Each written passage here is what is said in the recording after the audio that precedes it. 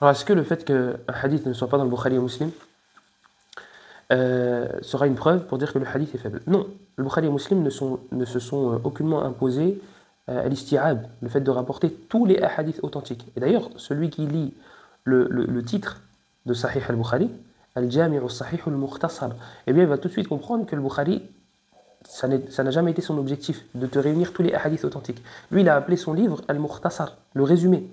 Son livre, c'est un résumé.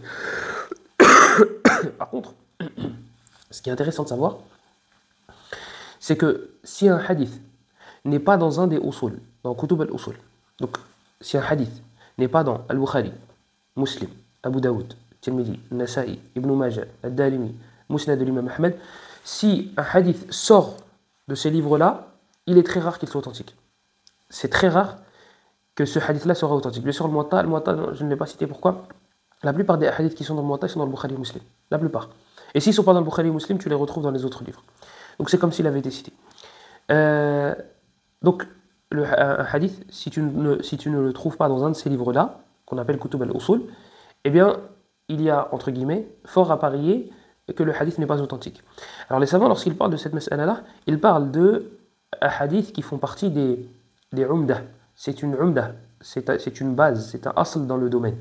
C'est une référence. Bon, c'est dur de détailler, mais voilà, pour l'ijmal. Et il y a même des grands savants comme Ibn Taymiyyah, Ibn Qayyim, Ibn Rajab, Ibn Abd al-Hadi, al-Dhahabi, rahmatullahi alayhim jami'an, et d'autres, Ibn al-Jawzi, qui ont cité cela.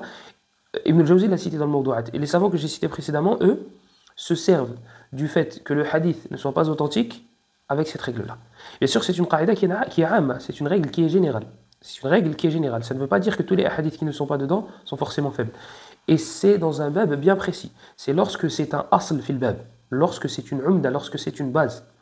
Amma, s'il va y avoir une ziyada, un mot en plus, etc., etc., ça, les kulli maqam min maqal, chaque hadith a besoin de sa recherche qui lui est propre. Mais pareil, Ibn Rajab, dans Sharh al-Ilal de Tirmidhi, il dit que si un hadith est dans le Bukhari et Muslim, et qu'il y a une version de ce même hadith-là, qui est rapportée par un autre que ces deux grands savants-là, il y a, encore une fois, fort à parier que cette version-là n'est pas authentique. C'est une qaïda qui est amma.